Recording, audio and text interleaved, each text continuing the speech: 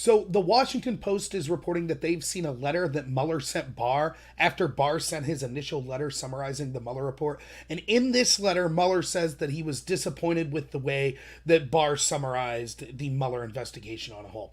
Now, we'll get to what this says at the bottom because later it turns out after Mueller sent this letter to Barr, Barr then calls Mueller and's like, hey, what's up? And they basically have a conversation where Mueller's like, well, nothing you said's inaccurate. I'm just unhappy with the media's interpretation and reporting of this incident. But my interpretation of this is that I've been letting Mueller off the hook for this particular issue where he says in the Mueller report on page 214, I believe, that one of the reasons that they couldn't charge a president, even with a sealed indictment, is that he didn't want this information to then get out in the public and the president not to be able to defend himself in an actual courtroom and instead have to defend himself in a court of public opinion.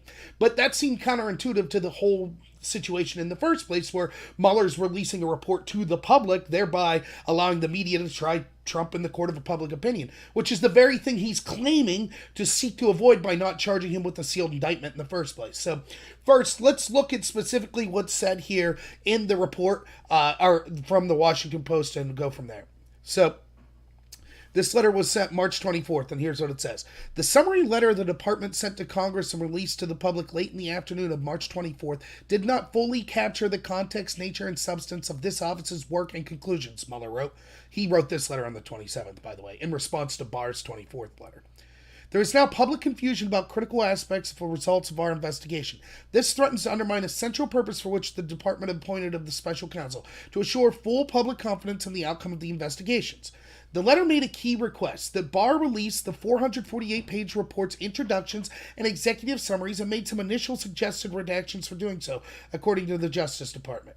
Now, if we go down further here, you can see where it said Justice Department was taken aback by this tone. Until they received the letter, they believed Mueller was in agreement with them on how to proceed.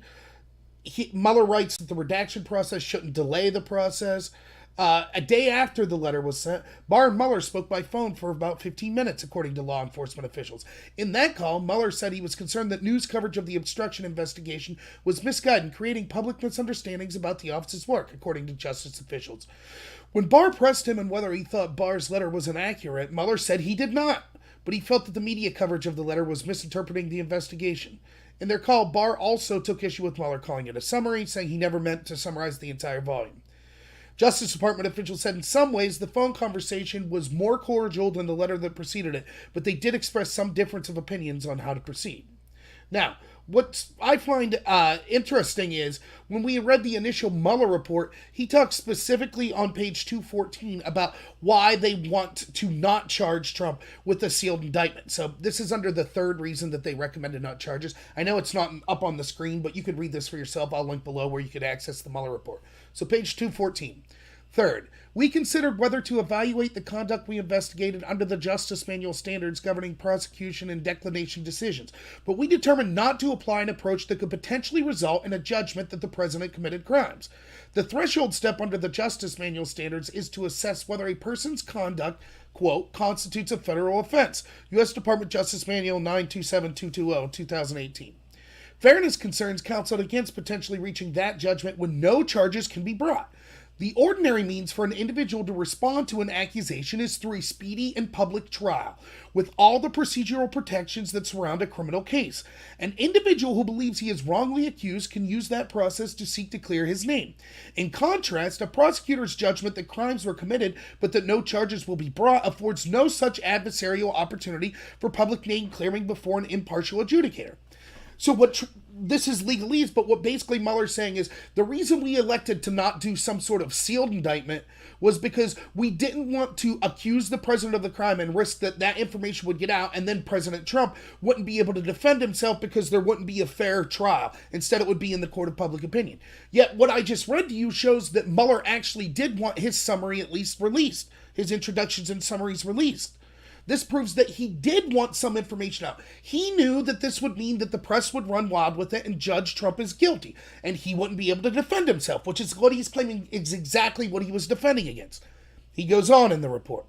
The concern about the fairness of such a determination would be heightened in the case of a sitting president, where a federal prosecutor's accusation of a crime, even in an internal report, could carry consequences that extend beyond the realm of criminal justice. OLC, the Office of Legal Counsel, noted similar concerns about sealed indictments. Even if an indictment were sealed during a president's term, OLC reasoned, quote, it would be very difficult to preserve an indictment secrecy, and if an indictment became public, quote, the stigma and the opprobrium could imperil the president's ability to govern. Although the prosecutor's internal report would not represent a formal public accusation akin to an indictment, the possibility of the report's public disclosure in the absence of a neutral adjudicatory forum to renew its findings and counseled against potentially determining, quote, that the person's conduct constitutes a federal offense. In other words, they're saying, look, we didn't want to accuse the president of a crime even in secret because we think that that would be leaked out and that impartial people would then use that to judge Trump in the court of public opinion. Yet, now when we go back to the letter that Mueller sent to Barr, that's exactly what he's saying wanted to happen. Now, again, the reason I didn't comment on this earlier is because you had people like Trey Gowdy that were saying, look, it ultimately wasn't Mueller's decision to release this information to the public. Mueller just released it to Barr, and it was Barr's choice to release it to public. But we now know that that's not true, that Mueller himself wanted his findings released to the public. That shows that this was corrupt and this was intended to smear Trump's name by Mueller's own words in the first place. Now, don't forget, check out the other videos I did on why the Mueller investigation was garbage in the first place. For example, its number one criteria was to investigate how Russians interfered in our electoral process. Yet he neglected to even once mention about the Kremlin officials that Hillary Clinton ended up paying through intermediaries to get false information on Trump that not only led to a 2-year investigation, but media constantly smearing Trump and his team as Russian agents, which had a bigger interference than anything else Russia did. So when you start to add up the facts, it's clear that Mueller was an agent that was seeking only to look at things going one direction against Trump. And at the end of the day, his own words as to why he wouldn't allow secret indictment or any kind of secrecy in accusing Trump of a crime because he didn't want, this wouldn't afford Trump the chance to defend himself. He ends up belying all of that because he ends up recommending to Barr, I want you to release my findings to the public in the first place. He knew that these findings would then be used to smear Trump. That was the intent in the first place. So just another example of kind of the ridiculousness that we see coming out of the Mueller investigation. And this will be used to say, aha, see, this proves that Barr's somehow some type of shill, even though Mueller in his own conversation, according to the Post, said, no, he didn't find that Barr was wrong in his initial letter. And even though we now see basically the entire Mueller report, people will say, see, secretly there is obstruction, secretly there was a crime. Never forget, at the end of the day also, that the media and the Democrats and the intelligence agency lied to you for 2 years and said that Trump and people connected to him were working as Russian agents to steal the election. That was a lie. All of this debate now from there is, did Trump act too upset when he was accused of this lie for 2 years that was used to stymie his agenda? So, sorry I haven't put out videos lately. I've been sick and I've had internet problems. I've been working a lot, so I'll be putting out some new material shortly. So if you like this, please like and subscribe and check out my channel regularly. I'm going to be trying to put up at least a video a day. So thanks a lot, everyone, and have a good one.